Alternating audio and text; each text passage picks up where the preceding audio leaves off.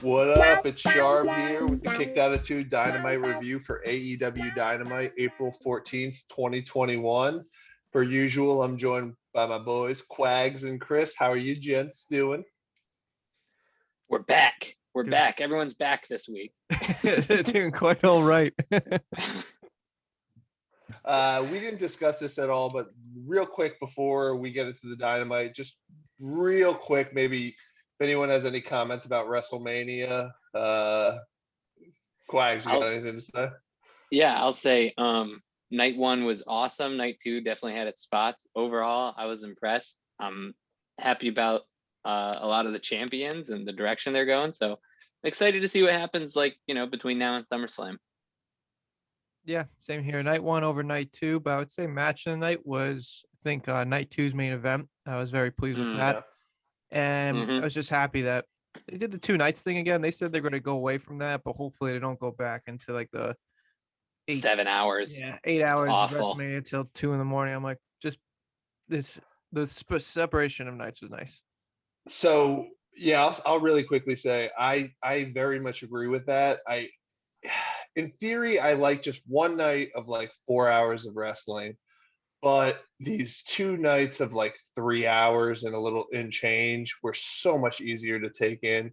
And I thought overall they were two fun nights. I agree, night one was a little better, but that Edge Reigns Bryan match was excellent.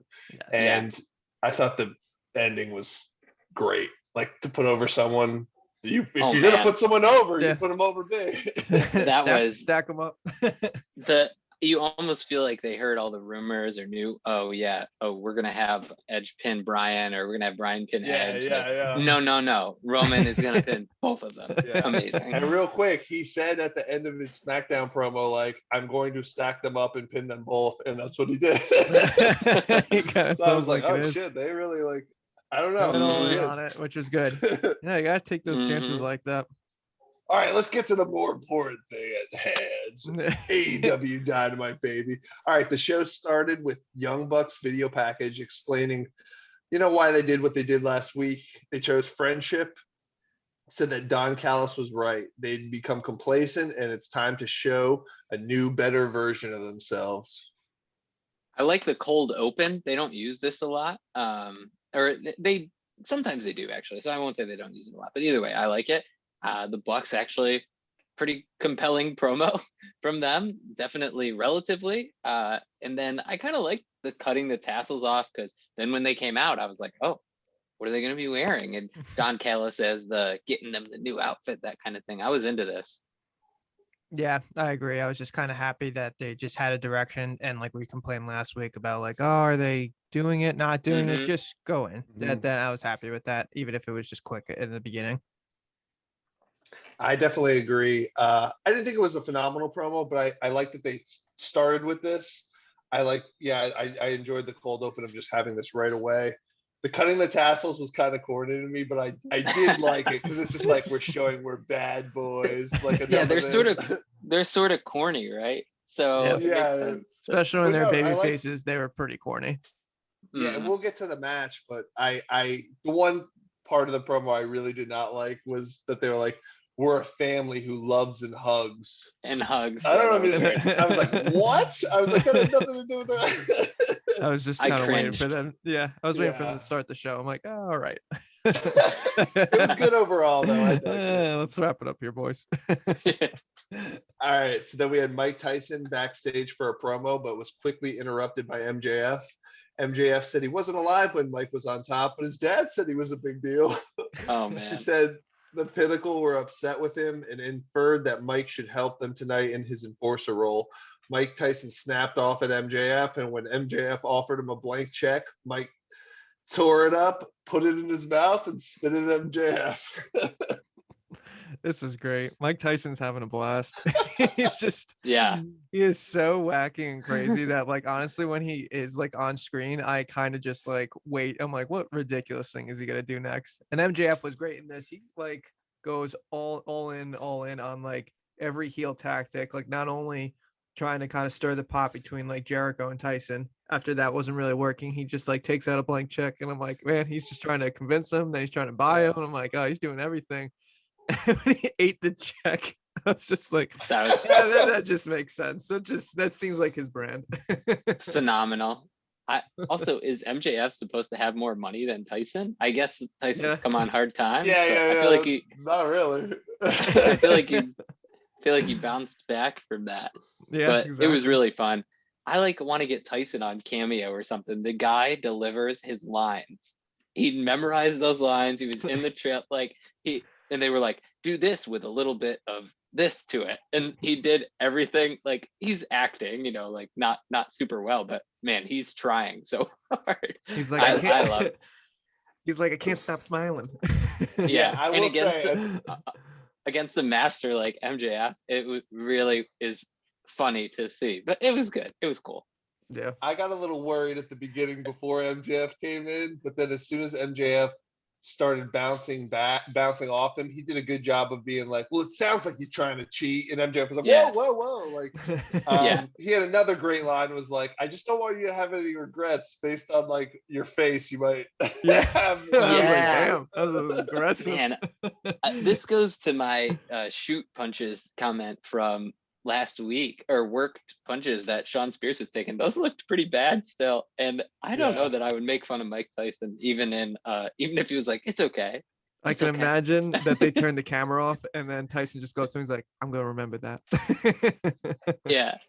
I like this too, that a lot of times in wrestling, sometimes it seems like the better idea to tease something that he, like in this situation, they could have had him take the blank check and kind of like stroke his chin maybe and think about it. So you're like, ooh, is he going to do it?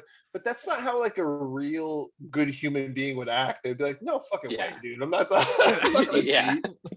So I like that. Sure. That's like, But I also like that when his like thing saying his dad told him, just a big deal. Where it's such a backhanded compliment. Yeah, he's very good with the backhanded compliments. Like, your dad has to tell you about one of the greatest boxing champions of all time. You don't just know. He's like, hey, I'm just nonchalantly telling you that you're really old. Yeah, exactly. All right, so then we had the Young Bucks defeating Pac and Phoenix about 23 minutes after Nick ripped off Phoenix's mask. He covered his face in the box. The Bucks hit him with a double super kick. This is one of probably top 10 favorite Dynamite matches. I thought this match was awesome. Phoenix's hot tag was incredible. Canadian Destroyer sequence was too. I loved Don Callis sitting down at the announce table, and the first thing he says is, the Young Bucks may be the nicest, most decent guys I've ever been around. After just like talking trash about them for like the last 4 weeks. I wish they described a little bit more about what it means in Mexican culture with the masks and what it means to be unmasked and different stuff like that. Because, dude, if you look up Phoenix and Pentagon on Wikipedia, they don't have their names. People don't know who their real names are. What their real names are. Oh, I didn't know that. Yeah, they know their like approximate ages and stuff, but they keep that such a secret. I mean, they're good friends, I'm sure, know their actual names. Like their paychecks. Right.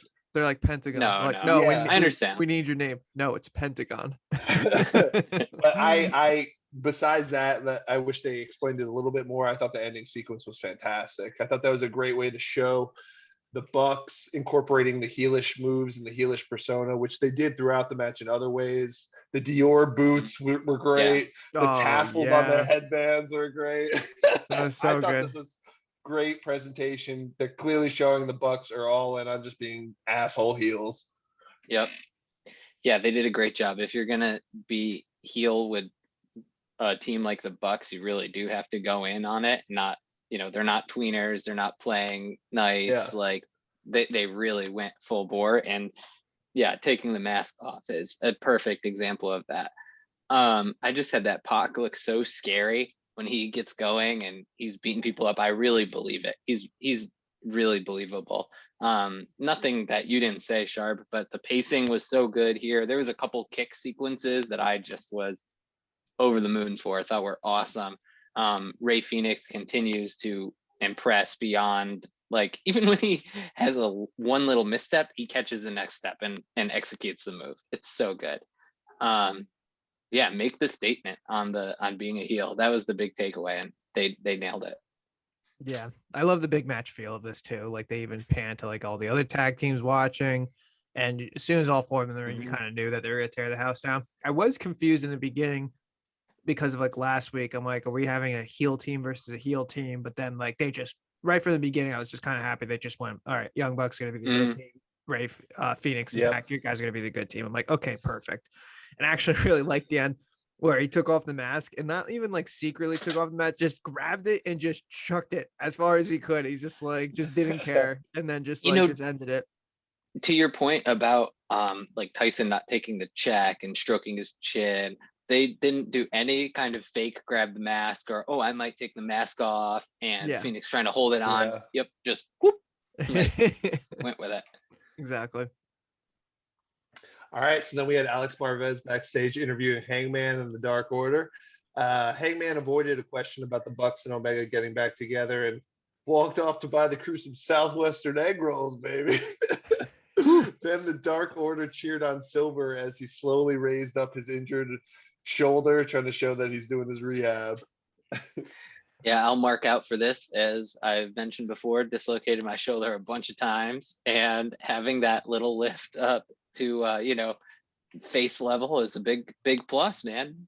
John Silver, get well soon. They know what they have here, and they're really nailing it. I feel so good about the direction of these folks and how they still get TV time. Yeah, like I think John Silver is going to get a run at some point too. He clearly is over with the company and the fans. Yeah, just give me more John Silver. That guy's hilarious. I still think I wish Heyman was in a slightly higher spot. That being said, I really do like these segments more and more. Specifically, him saying, if he had said like, "Yo, can I go buy you? I'm going to buy you guys some egg rolls," I would have been like, "Oh, that's kind of weird." But for whatever reason, the specificity of Southwestern egg rolls cracked me up. I really liked it. I'm starting to come around and enjoy these segments more and more. I'll say that much. And when the full crowds get back, there's no doubt John Silver is going to be one of the most over people in the building. He just needs to smile. One thing with Page, I agree with you. I want to see him actually have a title shot and stick around for a while. But it's kind of interesting to have, he's got this group of goons, but he doesn't, he doesn't show up to fight for them so far yet. You know what I mean? Like it's just kind of like his funny friends that he hangs out with because like he's drinking and they entertain him. So I can kind of see what they're doing with that. Like this is like organically gonna build. Like they're like it's a very odd pairing, but like it kind of makes sense because it doesn't seem forced at all. And I don't mind it so much because not everyone could be in like the top segment, main event segment every time, or else you're just gonna get oversaturated. So you gotta do something. So I'm okay with this right now. All right, so then we had Alex Marvez interviewing Jericho with the Inner Circle and Mike Tyson. Jericho said when the Inner Circle decided to change their ways, first person Jericho hit up was Mike Tyson. He apologized, said he respects Tyson, and he respects that he's managed to stay relevant for 30 years like Jericho. Tyson said he's happy to call Jericho a friend, but tonight he'll be firm but fair, call it right down the middle, and Jericho wouldn't have it any other way. Yeah, this established like a full face turn. This is like an easy story. It wasn't like a out there like amazing promo, but it was just kind of like you knew exactly what Jericho was going to say when he's just like, "Hey, I just want to call you right down the middle," like a white meat baby face will say. So I was glad that they're just telling easy stories and not making it super like out there of like this turn or that turn or whatever. I'm like, okay, they're the bad guys, you're the good guys. Start out that way and then continue with that story. To me, it's the subtle things with Jericho because it's almost like he's throwing up or something, right? Like that's almost how it felt. Like he was, I have to apologize to people, and the first person I apologize to is Tyson, and he's just a good storyteller, so good at building his characters. Yeah. That was my takeaway. Yeah, to that extent, I would say it's always good to fill in the gaps as a viewer that you would be like, wait, why the fuck would Tyson want to be friends with him now? Okay, let's just explain that next week real quick. I thought this was a good segment. I did think like he's hanging with the crew, so if I was Pinnacle, I'd be like, dude, what the hell? Like you're saying you're gonna call it down the middle, but you're chilling with them. Yeah. Yeah, they did what they can to have Jericho say, no, I want you to keep it fair, and Tyson reiterating that that's what he was gonna do. So then we had Jade Cargill defeating Red Velvet in 7 minutes with her sit out face buster. I think it's called Jaded, which if that's a good, I like that name. That's a good name. Yeah. God, that entrance of straight out of Yo Mama's kitchen for Red Velvet, that's gotta go, baby. Oh man. I can't stand it.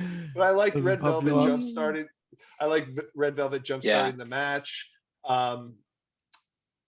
At one point, Cargill did a stalling suplex and then kind of looked like she almost dropped Red Velvet on her neck rather than her back. That being said, both of these girls are kind of green, especially Jade, but I thought it was a really solid match and I enjoyed it. And I didn't think they tried to do anything too crazy. And I think Jade, per usual, looked like a star. So I thought this was definitely a thumbs up. Loved the hot start, and you can tell they're not fully polished, but they got through. And for two people that are pretty green to have a spot like this against each other is impressive. I came around to Red Velvet in this match. Never expected her, not for 1 second, to win, but I've been kind of cold on her, and this was good for me. I enjoyed it. And then Jade is just a star to the point where she did her finish and her hair was in her face, and she made sure to like flip it so she could get the like perfect look at the camera. She knows what she's doing. It's so cool to watch. Yeah. No, this was good for both of them. Yeah, like I think we were all a little bit cold on Red Velvet. This was also an easy story too, like just a David versus Goliath story. Keep it simple. You don't have to like reinvent the wheel here. I like the fall away slam into the crowd. I'm like, okay, this is a little different. Oh, yeah, that was pretty cool. That was pretty cool. That was cool. And just show that she's just a bigger star than everyone. That's how you do it. I like the fall away slam into the crowd because it was also the face side of the crowd, so she wanted to take them all out. Yeah. But if you were really trying to hurt someone, you would just throw them on the actual floor. But it's fine. I thought it was a good visual. Showmanship, as in like, hey, you want her? Yeah. Well, the camera, and they had the camera like right above them. That was cool. That was pretty cool. Yeah. Like we rag on them for production all the time, but they kind of nailed that. Just keep building her. Just keep doing what you're doing. This like wasn't a super long match. Just it's fine taking these like couple minutes out just to make sure that she comes off as a star. All right, so then we had Tony Schiavone interviewing Britt Baker backstage. Baker had a poster of the women's division and kind of pointed out that after Red Velvet's loss, Red Velvet's 5-1, whereas Britt Baker's 7-1. So she'll continue making her way up these charts. She'll do it the right way, and she just kind of pitched that she'll be fighting on Dark Elevation coming up. Snaps for Britt. Keep it up, man. Yeah. This is good. And when she like went to snack Sheeta's face and missed, she didn't miss a beat. Kept going with you gotta love it. Yeah, this is good. I just like her kind of playing on the rankings and just calling it out like it is. Got nothing to add. I enjoyed it as well. All right, then the big moment of the night, Anthony Ogogo's debut match. He only took 1 minute to win with a punch to the stomach. What'd you think, Chris? Be Cole Carter.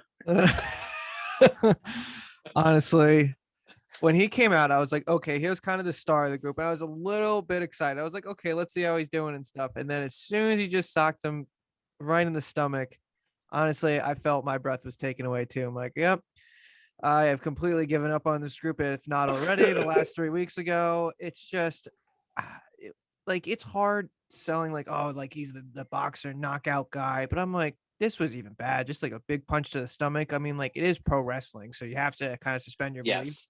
But at the same time, no one wants to watch that. They want to watch pro wrestling. So I was kind of excited. I'm like, oh, okay. And then like all these guys like coming in, like QT being like the leader, as in like he's trying to look so menacing. I get that Nick Camarato's the big powerhouse guy. Aaron Solo's supposed to be kind of like the right-hand guy. And then you got the star and Anthony Ogogo.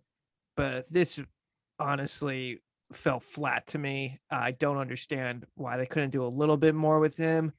Just put him with like a really good jobber and make him look like a star. And no, let's just punch him in the gut really quick and then just get the hell out of there. And I'm like, all right, I guess he wasn't ready. Yeah, a punch in the gut could be a cool finisher if you wrestled before, but just doing that is not wrestling. That's kind of what I have, and it like didn't feel like the form to me enough. I don't know. It looked That like a that work was punch. Like it just looked like we've seen punches thrown in pro wrestling. Like I'm sure he's Or- looking on as in like, why not punch him in the head? yeah, Like, it's just Well, going to be a little I'll bit say, different, I guess. I'll say, Yeah. I like breaking form, and I like every once in a while having a special attraction where, in theory, he was an actual Olympic boxer, so I can kind of buy it. I did not like this ending because, real quick, there was also another type of knockout situation later in the night, so I don't think they wanted to do that twice. Mhm. But Yeah, that's if true. he punched him in the stomach, and I do agree, it just kind of looked like a work punch. But if the ref had kind of waited and the guy couldn't get up, or the ref was like, "Can you get up? Can you continue?" Yeah, Dude, he just called it before anything happened. it We've was done Yeah. seen poorly. stuff like that happen 1,000 times. You can do that, and I actually like the idea that like his punches can end a wrestling match at any time. It was But just done poorly. Like, it was done. It was executed poorly. yeah, could have Yeah. counted to 10, make it more a boxing thing. And I'm sure he's looking at like people giving him flack for it, being like, "Oh, you want to take a shot like to the stomach?" I'm like, no, obviously getting a shot to the stomach would suck, as in any other punch to the face would suck. It was just really executed poorly.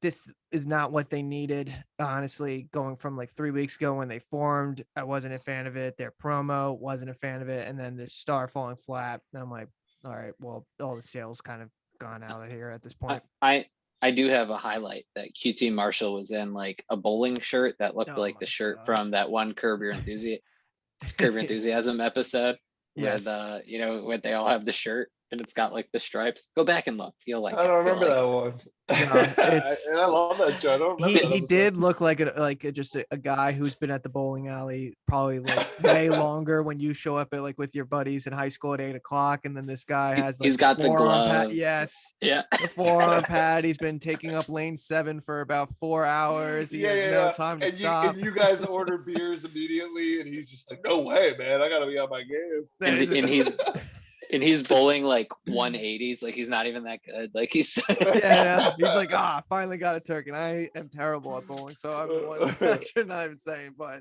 it's exactly like that. All right, so then we had a video package of Miro. He hasn't seen Kip since Arcade Anarchy, and he'll continue on his mission toward destiny with or without Kip. Anyone with gold should pull a Kip and disappear before Miro gets a hold of him. This was fine. That's all I have to say. Now establishes singles run. It's kind of like I was excited in the beginning about him being with Kip. I'm like, oh, he's gonna elevate a guy or whatever. It just sometimes you just have to chalk it up saying, this didn't work, and then just move on. Yeah, you said it. Good for Miro. I'm excited to see what happens. But Same. Me too. So then Jericho beat Dax Harwood in about 14 minutes with the Judas effect. Like a brawling type match, Tyson did his best to prevent FTR and at times Inner Circle from cheating. When the whole Pinnacle hit the ring, Inner Circle came out to stop him. Cash picked up a bat, was going to hit Jericho, but Tyson knocked him out with a punch. After the match, Jericho made Tyson an official, I forget how he said it, Auxiliary. Yeah, an auxiliary member. Or ancillary. Auxiliary. Satellite member of the Inner Circle. Yeah. Loved that when everyone was singing Judas, I believe, I don't know what announcer it was actually, said, always great to hear from the Jacksonville Children's Choir. I thought that was so funny. I laughed out loud. I like this match a lot. I thought it had a good pace. I thought it was controlled chaos where actually the spoiler alert, the main event I thought got way too crazy and unclear. Yeah. Where this was the opposite of that. Good foil. You knew what was going on. Tyson did a great job. That was kind of compelling part of the match. And then at the one point where there was some interference, Sammy stepped in and beat not Dax. Sorry, Dax partner. Cash Wheeler. Cash. Dax and Cash. Dax and Cash. Yeah, I swear that wasn't a work to one up Jericho. Yeah, this is good, man. I mean, this is the kind of Jericho match that I could watch, every couple weeks on Dynamite. Well, I think before I said we don't need to see him every single week. He doesn't need to be doing like crazy matches. This is exactly what Jericho is good for, I think. Like, he did a great job. Yeah, definitely. And Dax Harwood, he's actually very underrated. Like, he had that He's match awesome. Agree. Yeah. Totally agree. Yeah, that match with like Jungle Boy like a while back, and everyone was like really pumped of like how that came out. So every time he's kind of in a singles run, not saying I love FTR, they're my favorite tag team, but like he could show out on his own as a singles run.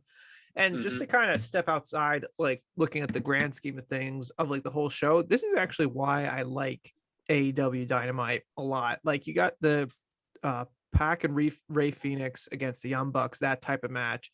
And then you get Jericho versus Dax Harwood, which is a really completely different match, but it was still enjoyable to watch. And this is why I like it, as in like, okay, each match, it could be like someone are similar, but it's kind of refreshing, as in like you don't get the same thing every time. It's like like they use that cliche of like, oh, you get all the flavors in the ice cream shop, see which one you like or whatever. I just like that they have very diverse matches, like no matter like who's coming out. For sure. Definitely agree. The one thing I didn't like the distraction finish by Sammy distracting Harwood briefly, Jericho taking advantage.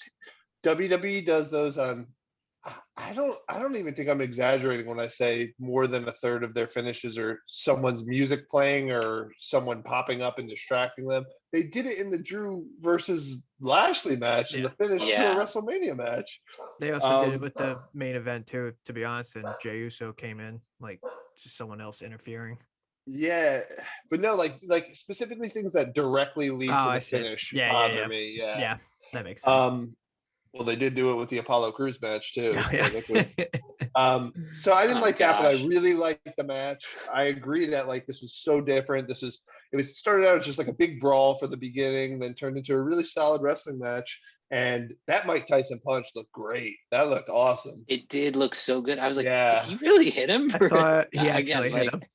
Yeah, it looked like he hit him. I don't think so. I don't know. No, I mean, like, I don't think he really did. FTR's tough. He probably came in and just like, hey, just punch me. Just don't put all your weight in it, but just punch me in the face. Yeah. Okay, so then after that, we had Marvez attempting to interview the Elite in the parking lot, but Callis pushed him away, grabbed the mic. Callis said, "This is just the beginning of the story." Omega said the group never changed. They just got sick of doing what everyone wanted them to do. Matt Jackson said they're the best tag team in the business, and every team that challenges them has a BTE trigger with their name on it. Callis said, "Be prepared to be surprised again." Then the Bucks faked super kicking the cameraman. He kind of let his guard down, and then Don Callis hit him with a super kick to end it. Dude, Don Callis is great. He kind of like made this whole promo like pretty good. I like Omega and Callis, and honestly, the Bucks promo is getting better. I thought that was actually pretty good. That how they said they got a BT trigger with everyone's name on it. Like, yeah, they're pissed, and like this is a clear story again of like, don't make it confusing. As in like, hey, we are not a fan that you guys just thought that we were just gonna just run this company and just smile, kiss babies or whatever. No, we just want to go back to where we were. So fine with this, a good storytelling. That's all we want. I felt like halfway through the Bucks promo, they were like, "Wow, I'm really doing it. I'm cutting a promo." They're just popping them inside. So just like a critique with this, I think they can scale back being goofy a little bit. I think they lean on that because they're afraid people aren't going to take them seriously. But Callis is so good, and when they are serious, they don't need to be cartoonish. So I would I mean, if anyone from AEW is among our millions of listeners, just feel like you don't have to be too goofy with that. Like, and I get the Good Brothers thing is kind of their goofy, but they can kind of be the goofy people in the gang and not influence everybody, like cracking jokes all the time. Like, I don't know. I know they're having fun with it too. Maybe they'd be like, well, don't poo-poo that. Like, but it's a little too goofy. It's just like a little bit too goofy. Maybe like make Callis like the only like really out there type of character, like what Eric pointed out earlier. It was funny, as in like the Young Bucks, I love them, they're the greatest human beings ever, and I'm just like, you're just talking shit about them, but like That's what's so funny about Don Callis is that, he's scummy. He'll just change your opinion on you in an instant. So let him be kind of the most outlandish type of one. And then the other guys could be a little bit more serious. I will say, I definitely thought the goofiness in this, I don't want Omega to be goofy. I thought the real, like you were saying, Good Brothers were the goofy ones. And I did think it was weird that they were like, we're the best tag team in the business. And the Good Brothers were popping hard. And it's like, dude, you guys are a tag team. Don't you want to like They're be like, better? yeah, we suck.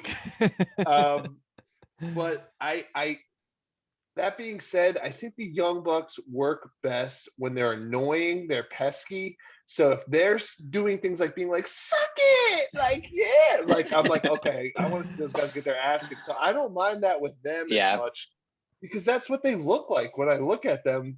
They were kind of trying to be like tough guys before. I'm like, you guys don't look like tough guys. You're like 5'9", like not jacked. They have punchable faces. But yeah, they definitely have punchable faces. They just like they like to get under your skin, and I think they should try and kind of push that envelope a little bit more. I remember going to like one of the first like good indie wrestling shows I went to, and the Bucks performed, and then seeing them at the table like signing autographs. And this is when I didn't realize like that's what everybody does, or a lot of them do. And I was like, that is so bizarre. They were just like out there doing this match. Almost seems like they're just like, hey man, nice to meet you. Yeah. And it almost like makes you seem like less of a star in a way, but it worked for them.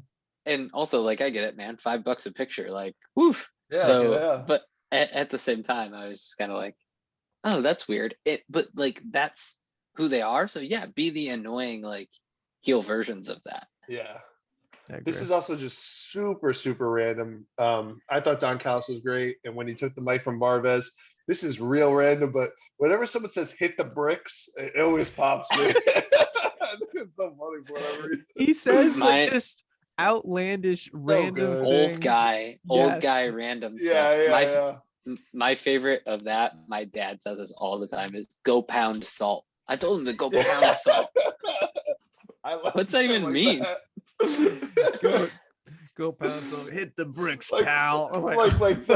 Like phrases that were invented in like the 1920s that everyone forgets what the actual reference means. It's just not relevant anymore. All right, so then we had a video package at Thunder Rosa. She spoke about taking over the wrestling world. I don't know much for this. Great serious promo. I just think she's fantastic. Good promo. Yeah, I mean, she's good.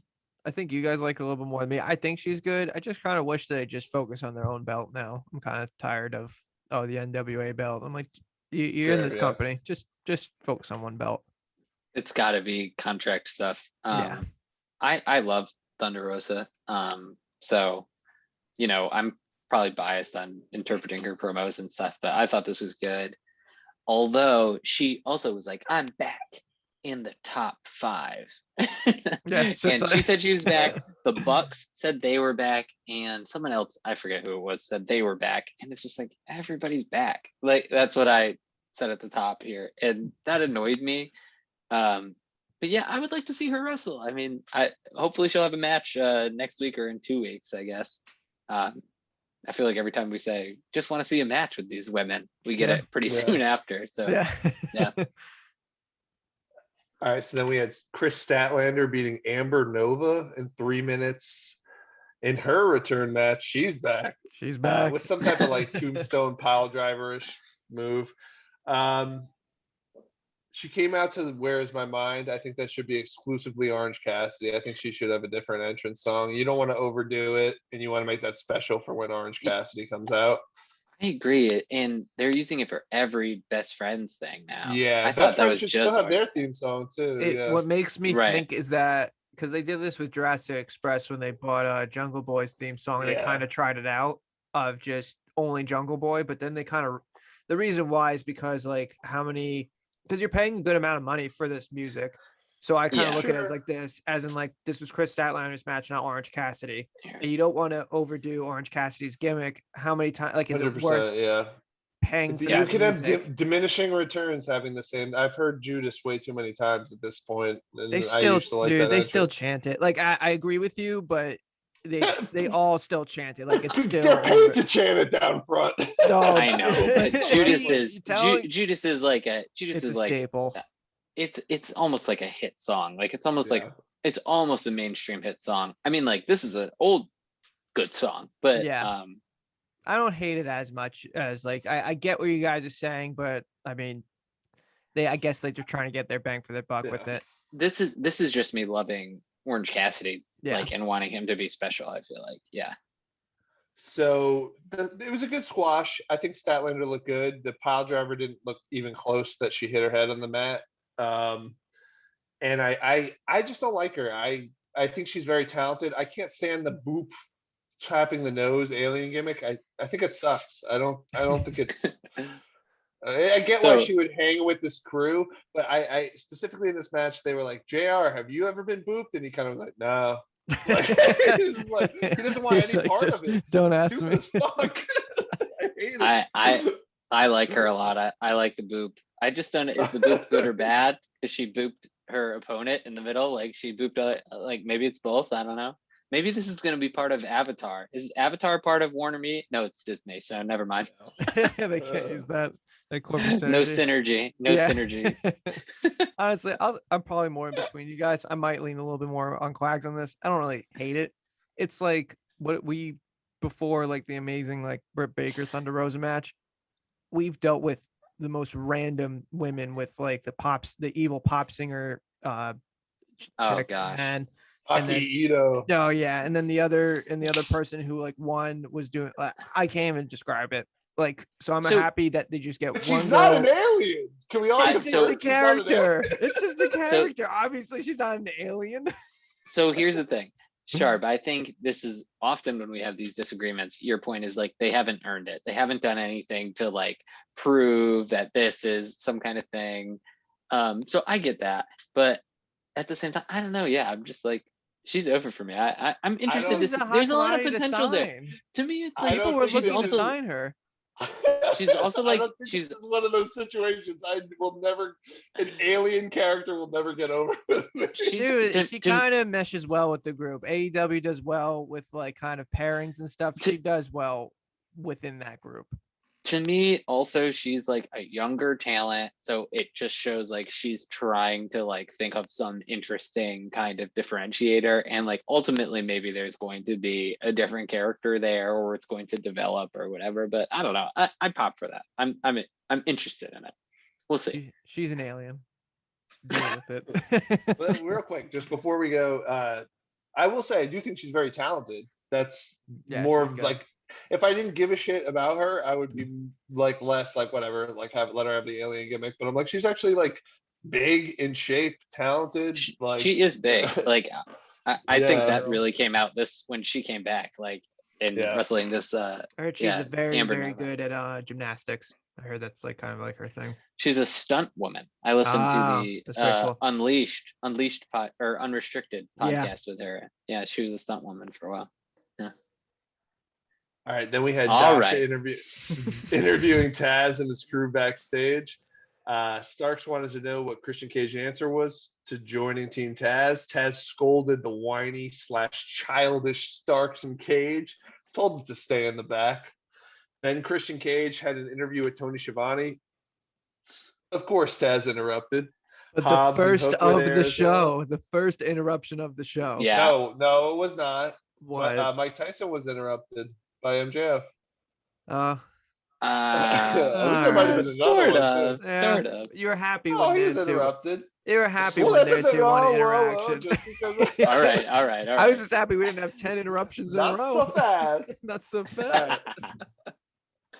Christian said Team Taz was a dumpster fire, and he didn't come to AEW to help them. He came to win championships. The two trash talked a bit back and forth until Hobbs hit the ring. Christian almost hit Hobbs with the kill switch, but after a distraction from Hook, Hobbs beat down Christian, left him laying. Yeah, this is, I mean, like, it's kind of compelling. We knew that this was going to happen after last week. I like the exchange where Christian goes, since you're standing 3 stairs up, you can actually see eye to eye. And then Taz, like, has a good comeback. being like, yeah, if I was standing on my wallet, I'd be 10 stories taller or whatever. Yeah. But I thought that was all good. My only problem, but didn't quite make sense because Christian probably has more money than Taz. Dude, he's after calling all him out. the- He's saying bingo hall money. Dude, Taz is good at talking. Like everything he Yeah, says, he yeah. sounds like really passionate about. He's just like, yeah, Yeah. not just that. yeah, Yeah. I agree with that. But the only thing with this is, why wouldn't Hobbs just have a match with him right there? He elected to beat him down. Okay, like, but Christian was out there for a match. Like, if Taz believed in his team, wouldn't he say like, all right, and we're gonna challenge you then to a match? Like, but it's fine. Well, Like, they'll have a match next week. I think Christian was supposed to be calling someone out for next week. Yeah, I was kind of Like he was calling out like I thought the same thing. Quack. Okay. I was just like, who's gonna answer the challenge for Like- Christian? And I was just like, I didn't know he was Oh, wrestling. I have another thing. They say, and Tony Khan made this match official, or Tony Khan gave way me an too open quick. contract. Well, it's also just like, I don't need to hear that. Like, Tony Khan, just say like, this match is official for next week. Like, and Tony Khan tweets this stuff all the time. Like, I get, like, we know he's the guy in charge, but your owner doesn't always have to be a character that's ever present. That Yeah. feels a little too Vincey to me. He's It doing like doesn't a really lot of. bother me too much. I don't know if you guys watch like the Impact stuff. He'll do like the paid programming. I don't know. I kind of like That more- is so that's funny. Like, I like that. I actually think He that's funny. enjoys I've heard that. people like that. like it's good, but he enjoys it. I'm just not sure I want that on like Dynamite. As in, like, you don't need to say his name constantly. Like, we get it. He's Well, the owner of like. the I whole think thing. I think that makes sense to differentiate between, hey, Impact Wrestling fans or whatever, like, the paid programming thing. But yeah, on Dynamite, like, we know we know it's fine. Yeah, We don't need to it's talk fine. about it all the time. It was I more don't know. Real quick, surprising. What was that? I was just say getting back to the Taz thing real quick. I thought this was a good segment, and I think Hobbs is a good next opponent for Christian. Yeah, I and was if he surprised. beats Hobbs, maybe he goes to Starks, and maybe he like works his way. I think that's a good little feud for them to have. Like, that's where Christian, I feel like, should be on the card right now. Yeah, I'm you interested could to see that match. You I could thought- see wrestle Hobbs, wrestle Starks, wrestles Cage, right? You could Yeah, definitely see that. I honestly thought Christian Cage was gonna do like the classic baby face, like knocks him down and then scurries the heels out of the way. But Hobbs looked good, like just Yeah. kind of overpower him. I was shocked they went that route. I was like, oh, okay, this is why I like this show. You kind of don't know what to expect next. and I'll definitely say, like, Quags, you brought it up, or Chris, you said Taz is great. Yeah, They both were great in this. I thought they were both really very natural. They're clearly friends. They were just shit talking, and everything was not just like corny, like, it didn't hey, sound like you're a so script. little, you can't. Yeah, it didn't. Yeah. It just seemed like two people shit talking each other. Right, Man, and like and- in the moment. Yes, in the moment, and the way how they spoke to each other, like you could say the same thing and jokingly, and you could just tell it's like two friends talking. But when they're talking to each other, pissed off, they're like, "Oh wow, they're talking shit to each other." It's pretty And like, not just straight up standing there waiting for time to talk and then delivering their part and not reacting like we see in WWE a little bit. yeah, And also, like, I mean, so if we're gonna, crap on WWE, to give them credit, like when Christian Cage comes out and he has all his little things he does, right? And he like does the like Yeah, eye block, yeah. the look, and it's like, I mean, that's cool to me. Like, I like when the wrestlers have like their whole kind of yeah, their signature Yeah, stuff. the routine. and a lot of the younger talents like need that. They need some kind of thing, and they don't have 100%. it right now. Gotta stand out. Yeah. Gotta stand out. So this is a weird, Christopher, I brought it up that we listened to the Disco Inferno Conan podcast, and Disco says like a really important thing for wrestlers to have is that if me, Quags, if me and you were pretending to play wrestler and I did this, people would know, oh, that's what Christian does. You need to have a few things that people can mimic and say, oh, that's like a special thing that this person does, not just be an interchangeable wrestler. You know, if you do the Hulk Hogan thing, like everyone's like, oh, I know exactly what that means. to Well, be honest, is like that's kind of why how Matt Hardy like exploded on the indie scene.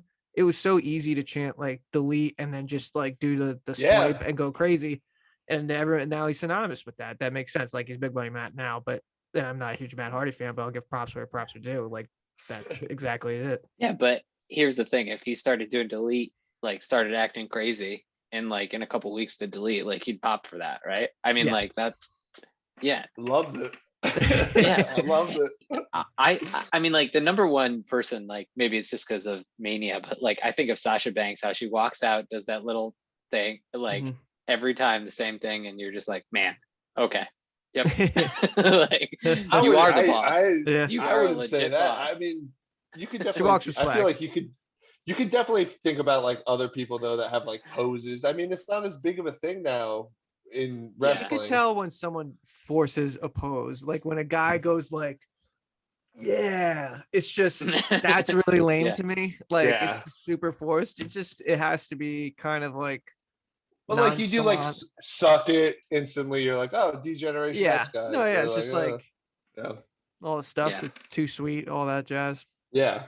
All right, let's get to the main event. A lot happened here. All right, Yeah. might get out of breath. Oh god. Main event falls count anywhere for the TNT title. Darby Allin beat Matt Hardy about 17 minutes. Relatively early on, Hardy family office interfered. Dark Order and Sting even the odds. After watching from the seats, Ethan Page and Scorpio Sky were about to hit the ring, but retreated when Lance Archer appeared. Archer confronted Sting, hit a blackout on Isaiah Cassidy while eyeing up Sting the entire time. Archer dragged Private Party off. Sting threw Darby a bat. Darby and Matt Hardy brawled backstage, and the match ended when Allin hit a coffin drop off the truss through the announce table for the win. It was a lot. What did you think, Chris? It was a lot. So as soon as you saw a false count anywhere, you just knew everyone was going to come in. So like just breaking that down, like as long as you accepted it at that point. What I felt like they missed the boat with Archer, I thought this would have been perfect if he would have attacked like a Private Party guy, and then he also attacked like a Dark Order guy, because then that would have been like kind of cool to me, as in like, oh, okay, here's this big monster guy, and Sting just told me like, all right, put up or shut up, and then he just obliterates. He's like, oh, okay, like I'm not on either side, but I'm going to kick these two guys' asses, and I want you to see it just so you could get the full idea of like who I am. Instead of it kind of, I wish he did more than just attack the Private Party guy, because then I'm just like, why did he scare away Sky and Paige and attack the Private Party guy? Like, what? He was just, I don't know. It's kind of going back and forth. I like him as like the tweener monster, so I wish he attacked both sides. But I mean, it is what it is. Like it was supposed to be chaotic. Darby smashing stuff with the bat, that was like fun, but like it was a little bit all over the place. To be honest, you could just tell they do tell the story a lot of like, oh, Darby's going through the ringer of like getting his ass kicked, and then he's just, he's going to come back, but he does something crazy, and you kind of expected it, like with Hardy with the TLC stuff. He's known for that, so like it was kind of cool, that nostalgic act. I think it's actually funny. I think this is the first time ever that they broke the actual announcers table. Yeah. Yep. So like I was like, okay, wow. That's the first. And he just smashed everything. Yeah, that's, and I thought it was a good ending to like, I knew he was going to do a coffin drop from some out there like type of place. It was just like a lot going on to kind of took away from the match, to be honest. But he's still a great champ. But yeah, it was a good main event. Could have been very good, but it's just you had too many stories going at once that kind of like diluted it a little bit. Sharp, you go ahead. I'd say, Quags, you brought up that the Pinnacle Inner Circle match did this a little bit better. I think this whole thing would have been a little better if that hadn't happened. So we're not seeing that mob scene for the second time tonight. Yeah. I did think this was a fun match, though. I liked it. My biggest issue, and I didn't hate Archer coming out, hitting the move and kind of eyeing up Sting like, I'm main event material. That's kind of the vibe I got, but I didn't get why Ethan Page and Scorpio Sky came down. I didn't understand that at all. And my question is, are they going to make a faction with Lance? Like, I honestly, I watched the Elevation stuff, whatever. They cut a promo. They actually cut a good promo. I actually wish this was on TV. That, like, you know how we're making jokes about like Scorpio Sky grabbed the brass ring, and they kind of rattled them two actually rattled off saying, well, Joey Janela just got a shot, Sonny Kiss just got a shot, and they both have losing records. So incorporated that, but I'm like, again, Yeah. no one is going to see that too much. Well, they might not even want to bring that up because then that's like Yeah, showing yeah. how the They put it on ranking their system YouTube isn't show. quite cool. But I will say, I usually don't love that Darby Allin gets his butt kicked the whole match, but in like a hardcore match, for whatever reason, it doesn't bother me as much. And the ending was cool, so Yeah. I liked it. I thought it was good overall. Yeah, I'll agree with that. I think also there's something to Matt Hardy being a legend. And so Darby getting a beatdown from a legend is a little bit more acceptable, especially hardcore legend. To me, this was almost two things. It was a very cool match, very cool hardcore Falls Count Anywhere match. And then just this chaos that happened that was meant to push a bunch of other stories, and specifically Lance Archer's story, that didn't really have anything to do with the match, but sort of did because Sting is buddies with Darby. So so it was okay. I guess as a device, I can see like on the whiteboard how this works, but it was just distracting during the match where this was a good match. They took a lot of crazy bumps, like a lot of good moves, went backstage. Haven't really seen that too much, right? Nope. Yeah, they don't really have a backstage area too much. Yeah, haven't done the announce table. That was the end was awesome. Yeah. So, and the passing of the bat was awesome too. Like, yes, it was. I was worried he was going to drop it. I know. You always get a little worried when they drop it. I'm like, oh, it looks so lame when you drop it. When he caught it, I was like, wow, lucky. Because like you don't know. I mean, it's just sweaty. You don't know what's going on. One try. Yeah. So that was cool. Man, I liked the Lance Archer bit. I did not like the Scorpio Sky and Ethan Page part. I don't understand it. And Chris, maybe right, that's an elevation nod, which is okay. Which, by the way, we've dinged them before by saying like, don't not reward me for watching, reward me for watching. Like, and maybe that was that. Yeah, like honestly, if they just showed that promo, like it wasn't long. If they showed it on Dynamite, they just basically complained how everyone else is getting a shot, like at the TNT title. Then that could have explained a little bit more. I just thought it would have been so much better if Archer just remember when Archer came in and he was like literally beating up everyone. Granted, it was jobbers. I wish he kind of did that. Like there's literally 10 guys battling each other out. You could have him kick like 4 guys' asses. Just like destroy everyone and then like stare down Sting.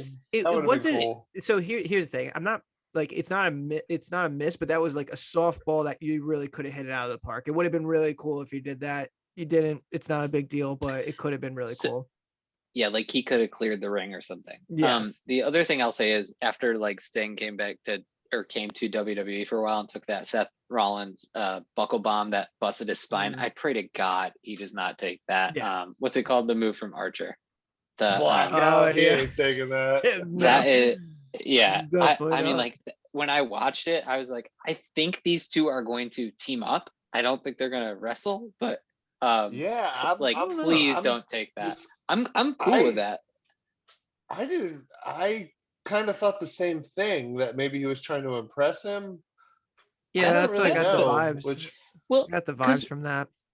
So again, this is what I said last week, right? They play on these like pay-per-view matches, basically, where they're putting pay-per-view matches on TV, which is why sometimes there's like not really squashes, and then they're doing like YouTube clips. So if you watch that obnoxious segment with Archer and Sting from last week and this, you're like, oh, great story. And it is, but it's just like last week we were like, what is going on here? And this week it's like, oh, he's impressing him. He's like trying to say like, hey, I am a main eventer. Like you need to get in my corner or whatever it is. I don't know. Like, I guess maybe that's not really, but the fact that we're not really quite sure is a problem. You're supposed to know storytelling wise what people are half in and half out with that. It's like you don't want to guess every single part of the story. Like I praise that they have easy storytelling, but at the same time, like I do want to get surprised a little bit. I think WWE does that way too often, as in like, oh, they'll never see this coming. I'm like, yeah, I know, but that's literally the dumbest thing. That's why people are not going to see that coming. It's where AEW, like maybe they don't really want us to know where this Archer Sting is going. A little confusing. I'm more curious of how it's going to go.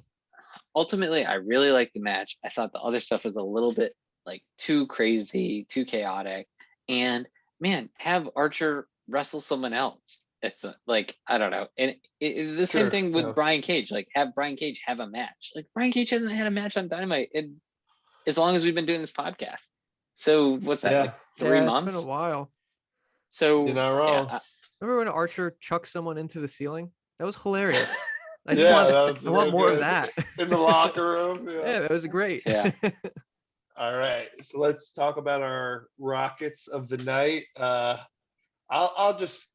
start this off. I think we're probably going to be unanimous with the tag team match. Oh yeah, the start of the Dynamite knows how to start off a match. This was so good. Like, this was their specific type of match, but man, they just like went balls to the walls with it. It's definitely my Rocket. I really don't like to be unanimous with the Rockets and the anchors, but yeah, we have to be this week. This was, gotta be honest. You gotta be honest. Yeah. Keeping them honest. Yeah, they did a great job. All right, so then Anvil of the night. I know me and Christopher have the same one. Mine would be the Anthony Ogogo match, just because of the finish specifically. I don't hate it in theory. The execution was off. No, I am not excited for this at all. Like, it's not even just the finish. It's like, even this is definitely my anchor. And then next week, Cody's gonna probably cut a really passionate promo saying like that, like, you know what, I took you guys under my hood. Like, I just could just picture everything and just me not caring. You're right. That's gonna be lame as fuck. And I'm just like, I don't care about QT. I don't care about his group. They're just gonna be like, whoa, we're important. We were under your wing. And I'm like, we've heard this so many times. And then this Ogogo debut, just a nice swift punch to the gut. And I'm like, all right, all the wind out of my sails is gone too. I'm going to say something extremely specific. When Jericho grabbed the camera, Dax went to punch him and very clearly like slapped his forearm when he went to hit the camera. And it was just funny because Jericho was holding the camera. So you could see, like, and they went to the feed that Jericho had, and you could see Dax go. For those of you watching on our YouTube channel, you can see him go. So in Jericho's first match in New Japan, when he versed Omega, he did that where he grabbed the camera and he gave like the finger, and then it was just great. It was incredible. So I liked him doing that, but I get the I kind of was like, what the heck is happening? It was clunky. Jericho grabbing the camera was fine. My Anvil / anchor is Dax clear, like, not thinking, oh, this is like the camera's literally pointed super at close me up, and slapping his arm as he hit the camera. But anyway, I did like him stealing the camera to punch Jericho. Wait, to give that pop feel, to like hit the camera. It's like, so funny. You have like to like, if you like can, slap it's like one.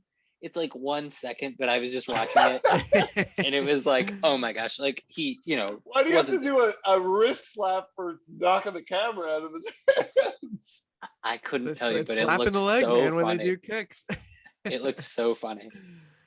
I do like when he grabs the camera. That was like an old school Jericho thing to do. Yeah. All right. So overall, Quags, what are you giving it out of 10? I'm gonna give it a solid 7.5. I thought this was a very good episode. It didn't hit that upper echelon for me, but like solid front to back. 7.5. Yeah, I'm gonna have to say 7.5 too. It's hard when you have the factory stuff kind of weighing you down.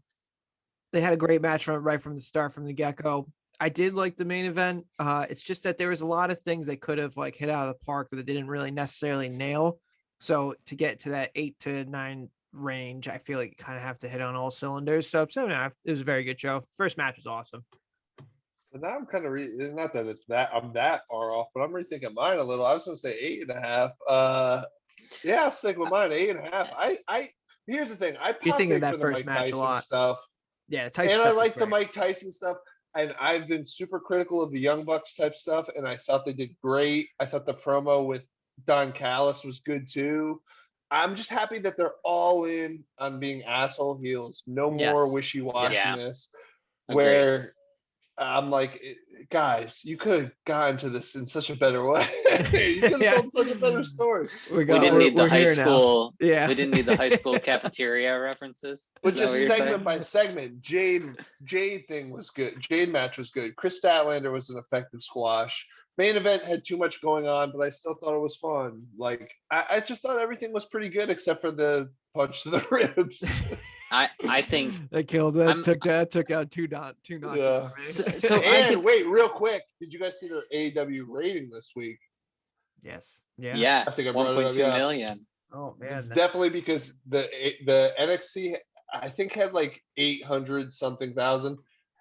I did see someone say this gives credence to the idea that NXT they put it on Wednesday just to kind of take away from AEW. No, absolutely. And maybe they're regretting moving it though, because maybe they would rather see AEW not succeed than see NXT succeed.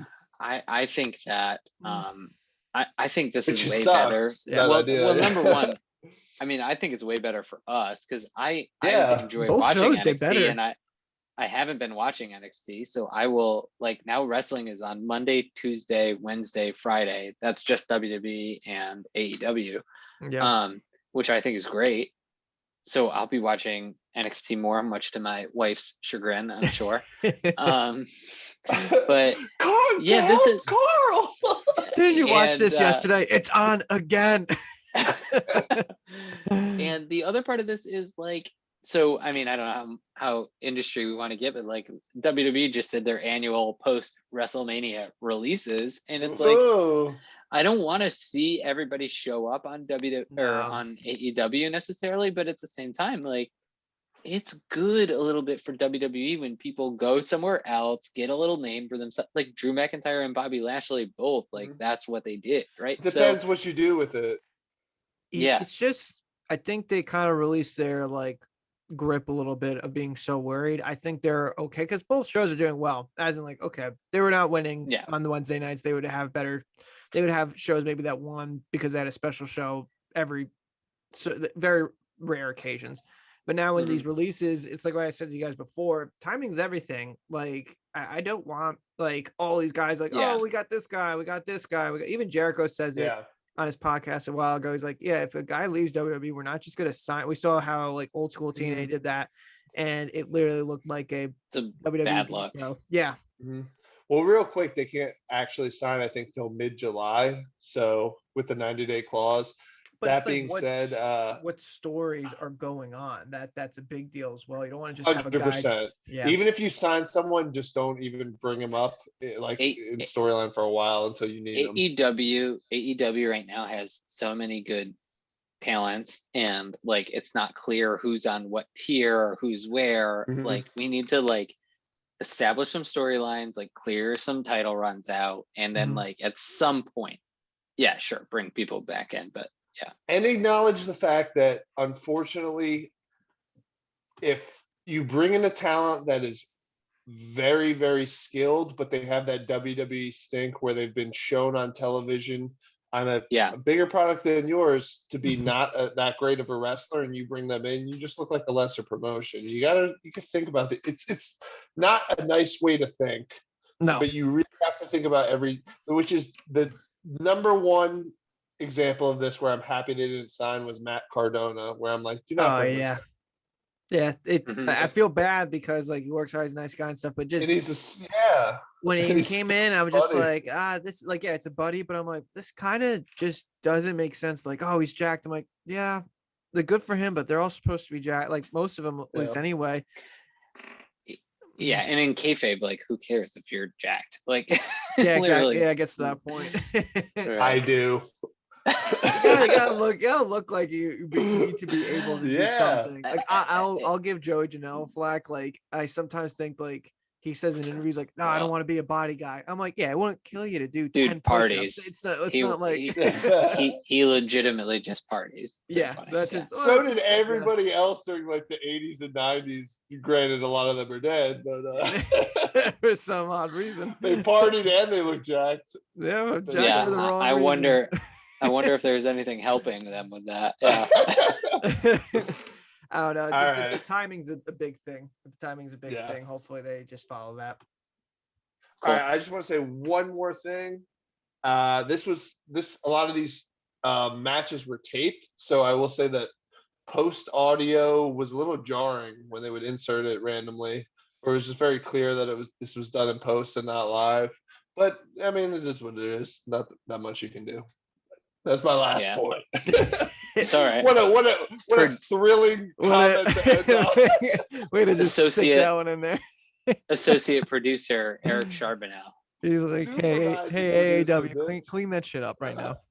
Don't think that went unnoticed. It's so funny how Chris and I agreed to do this podcast, and it's just a long con so that you can work production for AEW.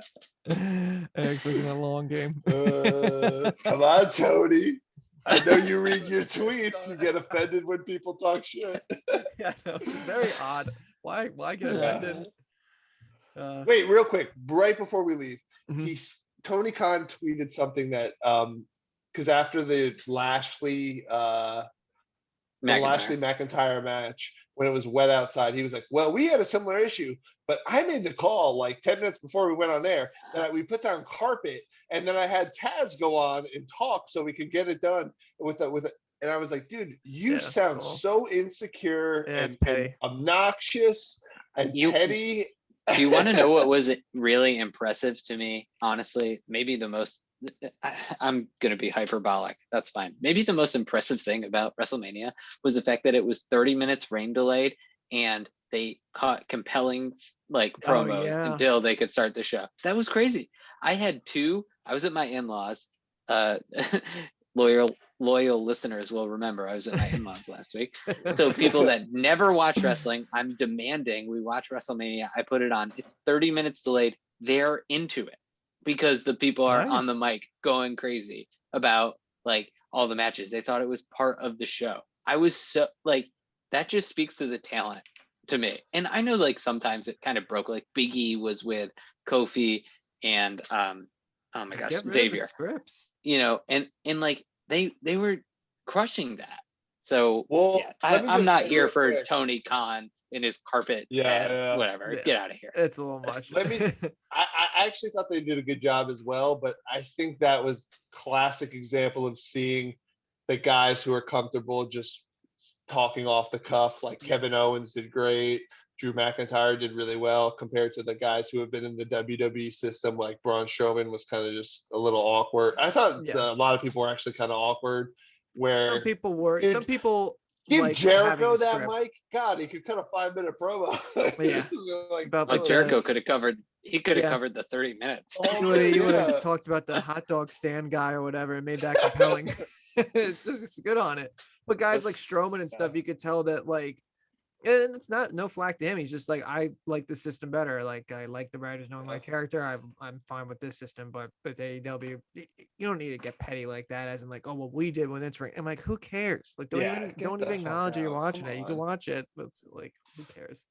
It's also like celebrate. I mean, this is the lesson that WWE is learning now, right? Like celebrate less wrestling, and everybody is going to get better. I feel like Triple H and Stephanie know that. I think Vince knows that to some extent, but just, understands that there's like comes from a different era with threats all around you. I 100% would disagree with that. I think Vince and Stephanie would want to squash AEW like a bug. I think maybe Triple H is a little different, but I don't know. Everyone kind of freaked out about like Jericho being on Stone Cold's like podcast, and everyone like kind of came out saying that like, oh yeah, WWE's not worried about AEW. I'm like, I feel like WWE maybe looked at like the quick picture of like, we want these Peacock subscribers to go up.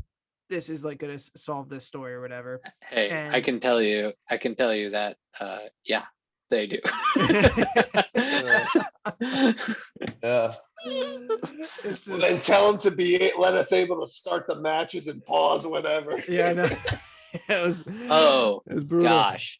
Yeah, I know. I've talked to other Peacock people there. Yeah. But let's call Couldn't go to the bathroom. We talked for way too long. All good, guys. All right, guys. This has been the AEW Dynamite Kicked Out at 2 review. We'll see you boys next week and girls. And I did the same thing last week. Yeah, whatever you identify as, just watch wrestling. We don't care. Just watch us. You don't even have to watch them. Like, subscribe, do it all. Whoop, whoop. Take it easy.